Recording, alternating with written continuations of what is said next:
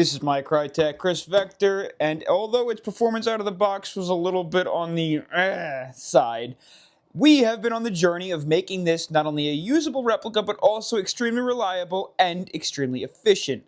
Last video, we took apart the Kriss Vector and we filed out some areas that were not so good under the quality control field, and we helped it run a little bit better and avoid breaking itself over the course of time. We've also done a full review video on this where we tested it out and we showcased why we needed those upgrades, but this time we are going to be throwing in some accuracy upgrades because obviously with it already having an extremely small barrel right out of the box, it is time to make it a little bit more range efficient. And I just wanted to say thank you to Stalker and Skirm Shop for sending out a new bucking and a new Morpheus inner barrel for us to install inside of the Kriss Vector. I absolutely love these guys. They always hook me up, and again, this is from the bottom of my heart. I actually really like their products, and I run them in a lot of my replicas, and they're always super useful, super effective, and they do help with accuracy at a range. So if you do want to pick any of these up, I'll go ahead and leave a link in the comment section below. Again, moral of the story, the Vector is really not known for its range because the inner barrel is extremely short, but I don't want to increase its range because I actually really do enjoy the fact that the Vector is so compact and close to the body, so I'm not going to be making the barrel any longer. I'd rather just do the most with what we have available to us. So we're going to have to just take this guy down. I do find that a little bit of flash will help us. Just going to pop this guy off. This guy off. If I can get that out. This one's always a little bit harder. And then the last of the 3 body pins.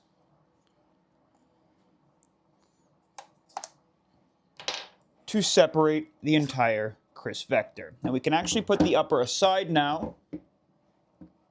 And we're going to take a look at the lower. We actually have to take the blowback housing and blowback system out because we don't want to wind up damaging the nozzle as we're breaking into this. And be careful, there are 2 bearings in here if you don't remember, or if you haven't watched the last video. And you can see all of the shaving that we did on the nozzle and all of the shaving that we did on the inside channels of the Vector. Oh boy. Let's figure out how this guy comes apart. I'm being totally honest, I don't really know how to get to the hop-up unit. I do imagine we're going to have to pop these 2 screws out. And I think based off of the charging handle, we're probably going to have to... Maybe not, actually. Maybe I'll leave that in there. I have no idea. That's not clamped on anything, is it? Oh, boy. All right, let's first take these 2 pieces out, these 2 screws, at the same time, and see if we can nudge it out. That may not be enough. If we have to split the receiver down completely, I'll do that. We did that in the last video, too. It's a little bit longer, so I'll just kind of skip through it, and I'll explain what I do before I do it. Being this a teching video, I'll leave a good majority of it in. Okay, I doubt that's enough. Yeah, I didn't think it was going to be. Okay, I'm going to attack this screw, this screw, this screw, and this screw, just so that we could see what's going on. I don't know if that's what we're going to have to do, but I know that, obviously, it's easier to see those things after we do take those screws out, because we'll be able to see the actual lower receiver and not just the plastic outside, in case there's any other screws we have to access. And then we got one more. I don't even know why I have the driver extension on here. And then we have to take this screw out to release the spring that holds our bolt in place so that the entire thing can slide on out. So let me just get a screwdriver. And be careful, like I said, this thing's under spring tension. So we'll just unscrew that guy. Try not to strip it. It's kind of a pain in the butt. And then we can just pop that out. Now the lower should... Oh, I can't tell you how many times I've taken this thing apart, and I still don't remember we have to take these 4 screws out as well. So I'll pop those out too. And I think this bit should do the trick. The nice part about these 4, nope, a little bit smaller. The nice part about these 4 is they actually don't need to come out of the bolt release, but instead you can kind of just like leave them installed. I'm taking this thing out. It's so much easier without the extension. Sorry, beginning of this kind of been all over the place, but you know, you can see how it goes live. It's not always smooth, no matter how many times we do it. You'll see, obviously, like I said, I just leave them in there. It's so much easier that way. And that's enough to pop that guy out. And then now, these guys should split. The barrel's a little bit stuck, but that's usually how it is. All right, so just kind of looking at it now, there may be a pin in there we have to punch out, but there's definitely these 2 screws. Those need to be removed on each side. I don't think we have to split the whole receiver, but these screws definitely need to come out. Because I believe this piece under here is still part of that hop-up unit. And then we'll pop that off. No, that's still in there. I think we have to punch this pin out. I don't know what direction from. Let me get the pin and punch. Alright, how's it going? It's me from the future talking over not so knowledgeable me in the past. It's around this point where I split the entire receiver apart just to realize it was as simple as removing these 2 screws up in the front next to that little silver rectangle in order to take the outer barrel apart, and realizing that I don't have to take the entire thing apart. I just have to undo both of those screws, pop that little metal plate off, and then the barrel and outer barrel, inner barrel, hop-up unit, and as well as the bucking will all just pop right out the front. Just make sure that when you do this, you completely loosen and turn the hop-up wheel to the left, so it takes that little screw that's pressing down on the hop-up arm away and allows you to pull the barrel out the front. I'm sorry I did this again. It's my first time, and I like to show you guys real stuff because, you know, it's okay to make mistakes. You just checking around with things, take it slow. All right, again, kind of goofy. I don't know why we did that. I'm really hoping that I can just reinstall this all back in like this, and I don't actually have to take apart or put together the vector like that anymore. Again, my mistake.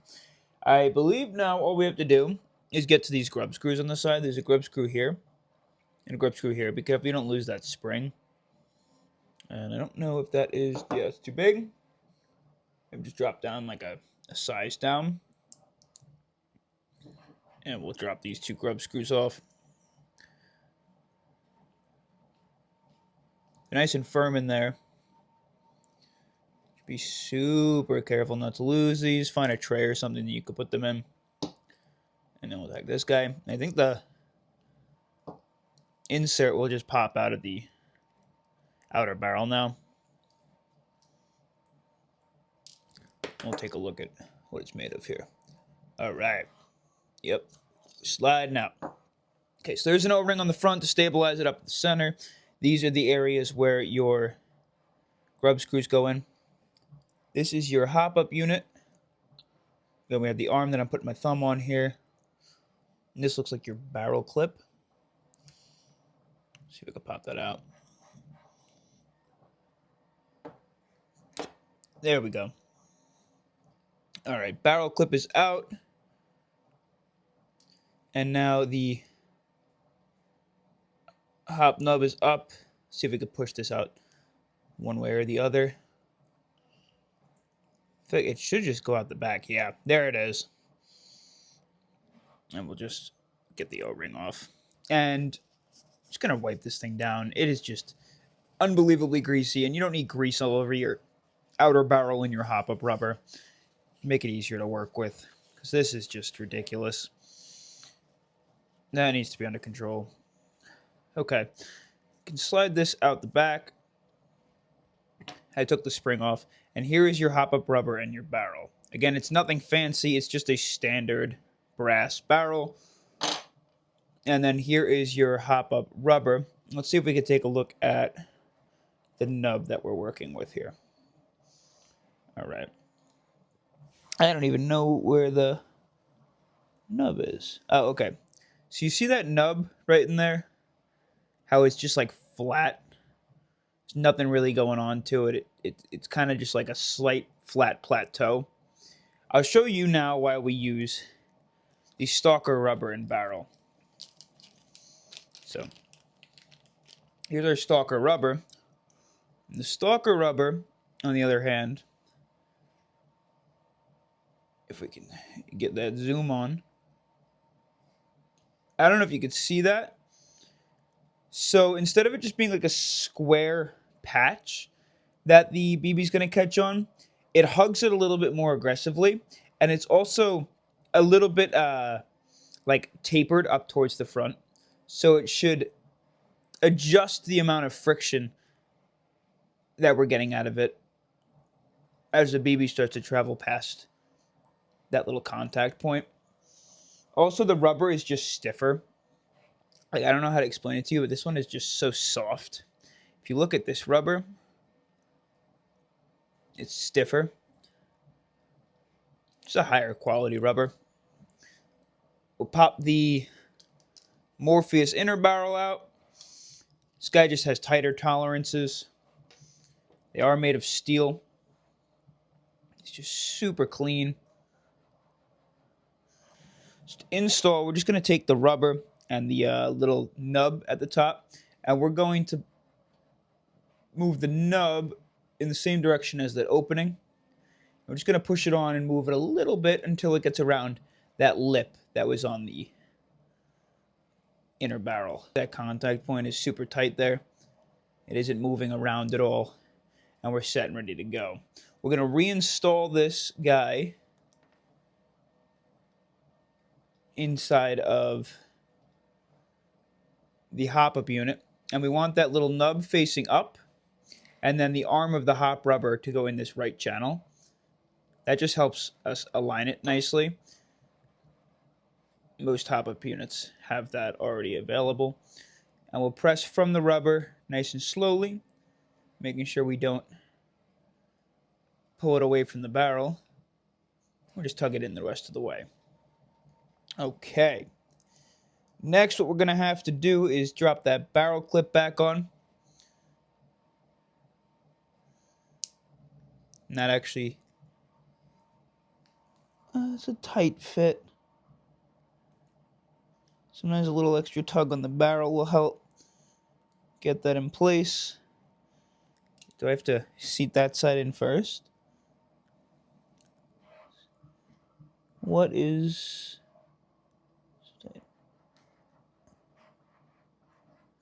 Huh. I figured it out. Do you see, just at the base of this little C-clip, there's a small little nub? That's to ride inside of the channel of the inner barrel. The Morpheus inner barrel doesn't have one of those. At least I don't believe it has one of those anywhere lower. Oh, it's so much further back there. I don't think it's as... Yeah, it's not as long as this barrel. So what I'm going to do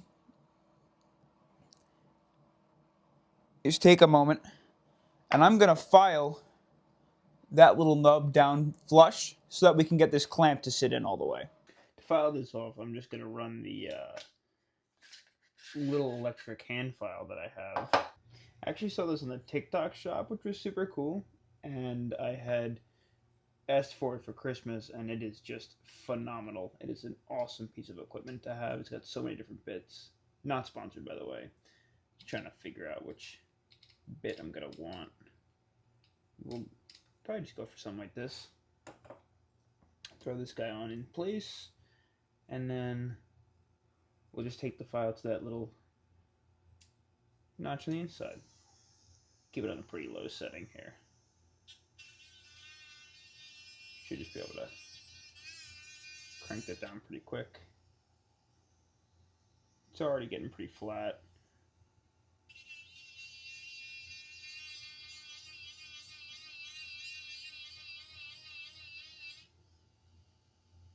That should probably do it. Let's take a look now. We'll toss that back on in the correct orientation. And that seems to sit nice and snug. See if she'll fit back into... Yep, remember this is the upside. So we're going to put the hop arm facing that direction. And we'll just push it on in place. Yep, and we are in snug fit and ready to go. Next, remember, just keep a finger on here because we don't want to lose that spring. And I'm going to drop those 2 grub screws back in place. It should just be tiny little Allen key. And we'll hook up to the driver first. And we'll screw those guys in. Now be careful, this is a plastic housing, so you don't want to smush it too much. So when those little grub screws stop screwing in, just cut it. Don't push it any further. And then we'll get this one in the other side.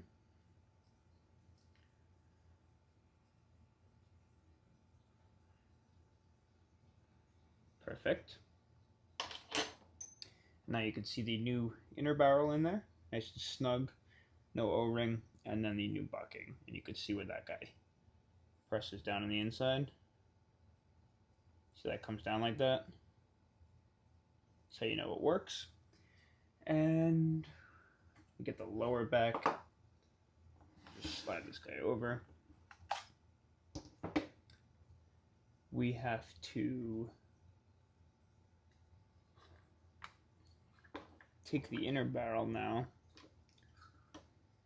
pull the charging handle back, we'll drop the guy down, and then we're slowly just going to slide it on in the front like I thought we'd be able to in the beginning. And it should just drop straight back in. I think it's got to go a little bit further back, but I don't know. Next part that may be a little tedious. You remember this plate? What we're going to do is take the plate, there's a flat side, and then a side that's a little bit more rounded. We're going to take the flat side and we're going to place it flush down the back. So it drops in just behind the barrel. Make sure that's nice and snug. And then I just need to grab that extension now. So we got to get those 2 screws back in. And then I think this is the... No, it's 1 bit up. That's the one. And we'll drop these in. I'm going to go to the lower one first. Can't believe I took that whole thing apart. Okay, so again, that little metal plate, that silver metal plate, is what's going to hold the barrel in place and keep it there. And then these screws just keep the metal plate nice and still. Perfect. And there you go. That barrel's not moving around. It's totally centered because of that screw. And we should be able to re-engage our hop just a little bit like before. Let's drop that all back together now. What a fiasco that was. Could have been so much easier. But, you know, you win some, you lose some. And now we know. Perfect. And that is our upgrade for the Krytac Kriss Vector. Thanks again, Skirmshot. Thanks again, Stalker Airsoft, for obviously sponsoring this. I love using your products, and I'm super excited to see if this increases the range and accuracy at all. I'm sure it will. It's just a tighter bore barrel, much more high quality, and again, those buckings are like no other. Unfortunately, these buckings, they are the combination. They're fine as, like, you know, just stock, but if you really want to get the most out of it, that's what you're going to want to go with. Peace.